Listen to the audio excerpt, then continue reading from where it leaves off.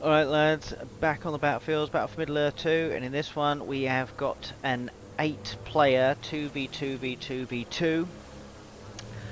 We decided to go myself, Jimbo. I didn't want to be the sucker this time and actually go random, so I thought I'd go men. And then I am assisted here by my partner and confidant in this game, Vaz. And we decided to stick in a medium, and I think, as you'll agree when this goes on, I don't think we should have mediums. I think we need to have a hard, because I think these guys being mediums kind of determined the way this game was going to go. Over here we've got old Ryan. This is very aggressive, Ryan. You're not even next to anyone yet, or well, gonna rush someone or something like that, I guess. Down here we got old Jackson 5 lives. Okay. He's getting axe throwers. Axe throwers, interesting. Not straight for the Menadale, Jackson. Walk me through that one. That's interesting. I never bother with axe throwers, but strong versus pikemen and archers. Well, everyone does do pikemen and archers, so maybe it is good. All right. Down here we have the medium, and it looks like Jackson is straight off the bat going for this team. Wait a minute. Oh wait. Oh right, Jesus. I thought that was the medium putting up a tower there. I was just thinking, Jesus Christ, the AI has become ridiculous. Yeah, that is good, isn't it? That, like, it is actually very good against buildings, axe throwers. Alright, so Jackson getting them out. I don't think Jackson knew who was here. He just decided to get stuck in, and I'll bet you Jackson was laughing all the way to the bank when he realised it was the bloody medium. Okay, so the medium's popping over here, getting one of these, and oh, he's getting out the walls already, and it is kicking off here. So Carl is down here. I put these out, maybe a little bit too close. Carl, you're probably going to have to walk me through that one. Could Carl have seen? Yeah, Carl definitely saw. I probably had to be, I think, a little bit like back here, I think. That is interesting. Right. Where's he gonna go? Is he gonna go? Ping. Got him. Held here. Fucking level 3. He's in there. So there's a lot of back and forth going on here, that's for sure. And the blue is over here. Instead of going for Ryan, it seems to be ganging up annoyingly on Lewis and those guys over there. Oh, and the wargs come in at the right time. And that is absolutely crippling. And I got these pikeys right here, and I have to recall them back to deal with the wargs here. And I start developing pikeys instead. And this really is a fight to the fucking death right here.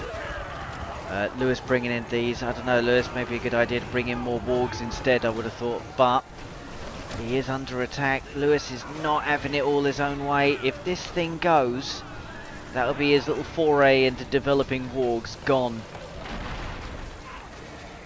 Interesting. And Carl is fighting for his life. I need to bring these in. I need more reinforcements. He's bringing them in, slowly getting there. Jackson can't believe his luck. Jackson, you don't even need to try. I mean, I just send in like a bunch of axe throwers or something like that, about 10 platoons of them. I mean, the blue is going to the right. Yeah, we really needed some hards in here, I think. And it is really kicking off. And Carl has transitioned here, not from a man to a woman, but to crossbowman. And I think fighting in this little skirmish right here, I think this started to change quite a bit here, because these guys were doing a shitload of damage. Have the crossbowmen been made a little bit more tough? I think so. There's my guys here. I have lost Boromir. He is gone. He's out of it. And Ryan's over here. He's chilling. He doesn't have to do anything. Ryan is just free to pick his nose if he wants to. And Jackson's over here. He is developing. Oh, and he's sticking in a demolisher. He doesn't have to get the catapults out at all. He's going straight for the demolisher. Cheap as chips. See you later, son. Did that do any damage? Ooh, doesn't do as much damage as it used to, that's for sure, the old Demolisher. Right, Lewis sending more troops. And I think, yeah, Carl was able to change it there. I think putting the war chant on these guys and having them ping about, I think it definitely made a bit of it. There's a bit of a lull here. I'm trying to get these guys going. And desperately need to get those Rangers. I think if you're going to be playing it against these crossbowmen, you definitely need to have Rangers to really pip them to it. And Lewis is having to deal with some of these guys. Lewis must have almost next to nothing here, surely. 350 command points. So, yep, yeah. And Fortress is going down, and Jackson is systematically, like a fucking Terminator, putting these guys out of the game. And as you can see here, it will take a long time for us to decide anything over here, but he's making a push over here. He's getting the swordsman, and they are making a push, and I think they caught us just at the right time. Oh, I needed these. There's no hero. They're doing well, and I tell you what, like the troops I'm bringing out, these guys, the Rohan Spearmen and the Gondor Soldiers, they're only 250 each. So against these guys who are, what, 350 or whatever, and these guys are 300, and even the pikeys are 400, so the troops are all better than what I'm producing. So I couldn't quite afford to get to the Gondor Tower Guard bit just yet. I was too busy trying to throw troops at Carl. But they've definitely got it there. Lurtz is there.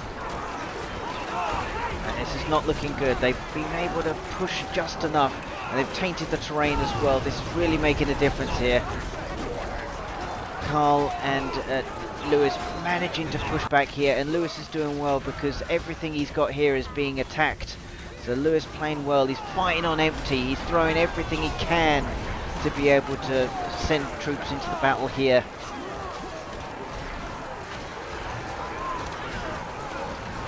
Won't take long. Yeah, they're not doing that much damage. Trebuchets don't do as much damage. And my forward buildings here have been completely annihilated. And I'm having to resort to getting out the old Gondor archers. I don't know where the fuck Vaz is. Vaz! Vaz! I needed more of his troops. Getting 2v1'd over here. Right, finally. Lewis is not... He's got some arrow towers. He's doing just barely enough. But Carl is playing it quite well. He's getting the right kind of troops out. And Carl's barely got anything. I don't even see a lumber mill, Carl. I mean, you must have been throwing absolutely everything you've got at this. I, in the meantime, was developing loads of farms everywhere. Yeah, I think I have to upgrade my barracks in order to get them, get those Gondor Tower Guards. But it all seems to be kicking off over here. Jackson solidifying his position, getting that extra farm space, doing well, getting all the troops out, and he knows he can pick his time. Now, he hasn't got the old ivory tower, but I think he's close to getting it because he's got the extension there. And I'll bet you Jackson was mentioning to him he needs to know what's going on around the map. So the medium over here has quite a lot of shit. Yep, they're starting to move in a little bit here. Carl's feeling a little bit more comfortable, and I think Lewis is getting a little bit more time here. I want to see some builders here. I think Lewis to be able to expand. If you're not being attacked by the blue, you've got to sort yourself out. And Carl is playing it very well here. Very, very well. He's doing his best. Hobbits, when you need them, there are hobbits. I think the File of Galadriel done all the way over here, scared no one. Right, and I think this is really it. This tainted terrain is really making a big difference here. Getting all the extras. And they really are starting to play well. They're starting to play well. I think the tainted terrain plus the better troops against these shitty spearmen. They're starting to it's starting to take a toll. But I think Haldir here, giving the leadership and pinging everybody. I think this is turning the tide. And even my shitty little crossbowmen, my little archers, Gondor archers, even they're starting to do something.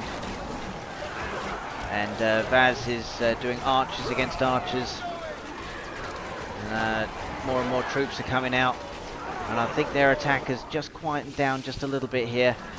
And, oh crikey, in comes Jackson. And Lewis did not need that. He did not need that at all.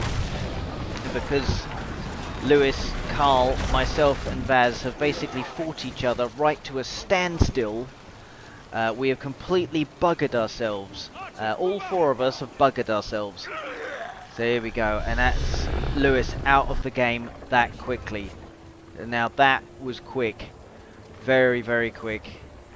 And Ryan's starting to get a bit of action over here. Now I think if this was a hard, they would have been going for Ryan a bit earlier, and Ryan would have needed quite a bit of help here, I think. Right. Now he's in a not too bad of a situation here, but as you can see here, we managed to bring out, we have enough of these to be able to see what's going on. And yeah, we were able to deal with the attack. I think it took us quite a while to be able to deal with Carl and Lewis's attack. I think the tainted terrain certainly helped him, but I think in the end, I think we were in a better position to be able to deal with the attack. But I sort of mentioned to Vaz that I said, Lewis is out and one of the mediums is out. We've got to start putting some pressure on Jackson or Ryan immediately. And he's taking a bit of damage here. He's taking a bit of damage. I wish I had some rangers. That might have been a bit better. And he's in. He's not looking too great. And even though I would prefer to have had like some better troops, you sort of make do with what you got, and you just haul ass over there. Right. Carl's over here. He's dealing with. He's trying to solidify his position, get some more furnaces in there. He's playing well. Ryan is waiting for Jackson to come over, but I just wanted it to. I wanted Jackson just to let him know that he's, you know, he's not the only one. And Gloin very narrowly escaping with his life. And I wish I had some bloody decent troops to be able to deal with this. Maybe some cavalry would be nice. Hi ho. But yes, loads of troops coming out.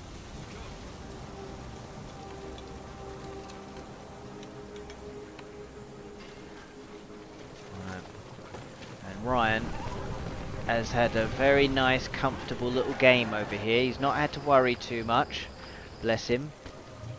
But Carl, I think Carl can't even afford the murder of crows, and I can barely afford anything on mine as well. So we literally have sausaged ourselves by attacking each other so hardcore. So I was wondering whether an attack might start appearing. But I think Ryan probably could have like done this by himself. I think maybe a couple of trebs or something like that. Ryan, bloody hell, he is coming out with the trebs. I don't have to shout at him over Discord saying, "Get your bloody trebs, son!" He's getting them out straight away. So leadership here. Yeah, and this medium looks like they are toast. They are toast. And I have got Ivory Tower, and I can see what is going on over here. And the heart is willing to go after Jackson, but realistically it's not going to happen. They're too far over on the other side of the map and don't have enough money to be able to get some decent troops. So me and Baz basically just figure we're going to get smoked, so we might as well try and get Carl out of the game. Do our best here. Carl's playing it pretty well. He's got all the right stuff. I don't know, Carl, get this guy a bit further in. He's only level 1. And there are attacks now going on the fortress. Horn of Gondor, done at the right time. My stupid little Gondor archers zoot in there, and Carl comes out with a big fuck off watcher to say, fuck you, get out of my base, you wankers. But he didn't manage to get all the troops, but he got quite a lot. He managed to get quite a lot. Could it be enough? And the medium is smoked already. And that was quickly put away. And at this point I was saying to Vaz, you know what, just get your troops back as soon as possible. I'll take care of Ryan. I'll take care of Carl. So I had more catapults coming over. And I should have actually been on that a bit quicker. But got a lot more trebs coming out. And I think he kept his archers there. But to be fair, I think even if Vaz had his full force here, I'm not quite sure what he can do against the combined powers of Ryan and Jackson over here. It's not looking good. As mentioned, yeah, we completely fucked ourselves by fighting each other to a standstill. And this is the result. But it was good going. I wonder if without anything else happening around the map, what would have happened, because I think Lewis was certainly being chopped quite a lot on his side. So if he was being chopped quite a lot, and he if he had a little bit more time and space to be able to send more troops, would that have made more of an impact? Because they were making inroads into my base. We were able to eventually fight them off because we had so many barracks in there, but in my opinion, I think that if Lewis had, I think it probably would have delayed the inevitable. I think we had so many barracks in there that we were creating. I think that eventually it just would have drowned out against what Carl and Lewis had, because Lewis didn't have any barracks to go after me. So it would have been all Carl. So if Lewis lost his forces, he wouldn't have been able to replenish them as quick as I could have, or Vaz could have. So yes, Vaz lost his fortress. How much damage do they do? Range damage 600 firestones. Now that can't be right, because I have seen that the Mordor siege does ranged damage 1000. So I wonder that, like, with this range damage 600, I wonder if that's 600 plus whatever the other thing is. Now, do we have a trebuchet without firestone? Does it sort of say less than 600? I wonder. Alright, what do they do? Range damage 300. Jesus Christ! So that's a turnaround for the books. So Dwarven Catapult ends up being the shittiest in the game. That somehow just doesn't seem right. That does not seem right. Any trebuchets coming out? I want to see if it's 600. Yeah, or like less than. Right. Carl escaped for now. His base annihilated. My troops coming in, but I think my troops take so long to be able to take out the bases, his barracks, that Carl can quite comfortably just produce barracks everywhere. And annoyingly, Carl is out of the game, but sort of staying in it by his fingertips. Yep. I start sending some troops in, even though these guys are just absolute cannon fodder, and there's nothing really you can do about it.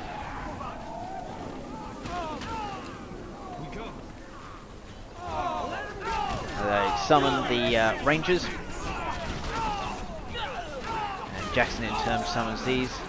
Anyway, these guys have got fire arrows. They summon the ones and they got fire arrows. I summon these and they don't have fire arrows. I'm getting bloody robbed here. God, they got massacred to a man, they did. And I'm sending these guys out to their doom straight away. I've got another force here just slowly taking out Carl's shit. But yeah, the real game is over here. We're all just delaying the inevitable here, I think, but determined to put up a bit of a fight. Don't want to just go out so easily.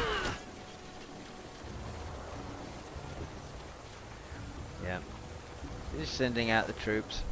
Wish there was something like Mighty Catapult or whatever, but right there would be quite juicy. Look at these assholes, they're still around.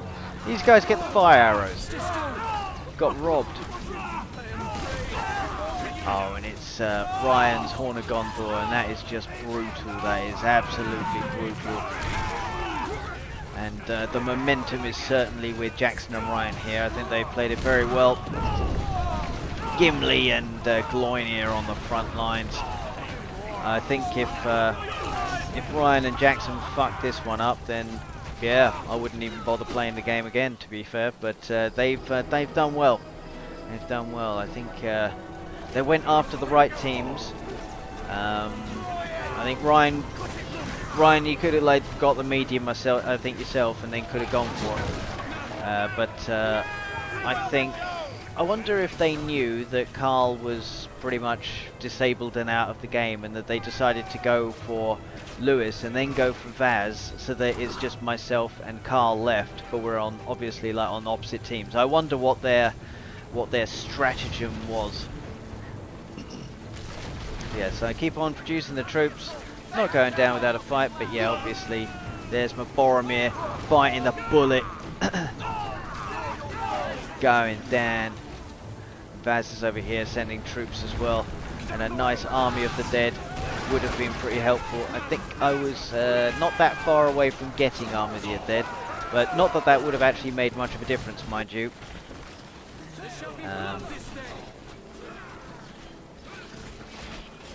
I think Vaz was getting tired of being attacked, and so therefore ooh, mighty catapult, but I think the fire might do it.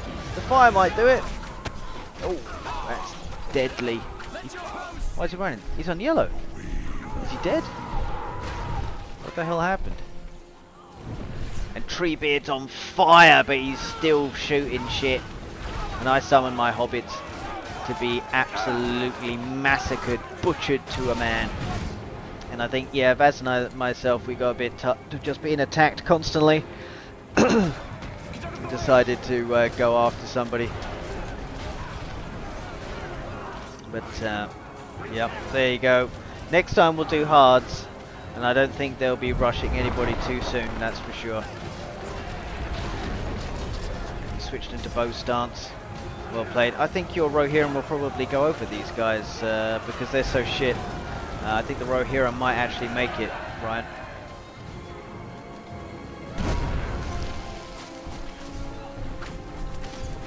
Right, here we go. It's all going down. It's all going down. There's nothing you can do. Nothing you can do. Vaz, out of the game. Vaz decided to quit and left me with it. And I just sort of quit as well. I started cancelling all of my buildings. And Carl will like to think that he's got a podium finish, but podium finish doesn't mean squat. You're either first or you're last, and Ryan and Jackson are first, and everyone else is last.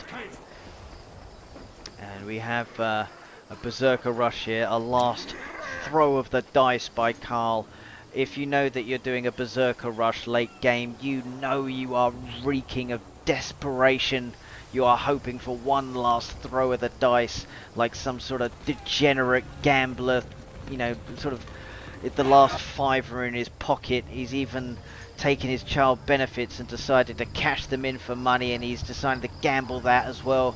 And here we are. It's sad to see Carl sending in all of these berserkers as a last resort, but here we are. This is the state of play that we're in. And Ryan and Jackson. Ooh, and there's a few berserkers there. They are aware of their presence. They are aware of their presence. I think you going right through the middle there. Definitely telegraphed it. And I am sure Jackson and Ryan are on Discord at this very moment saying they're going straight for your fortress, straight for your fortress. And this is why he's already got all of these towers. And he's got those burning oil casks just ready for him. And look at this, the burning... Cool, blimey, yeah. that addition to make it fire arrows is devastating. Look at that. And it's done.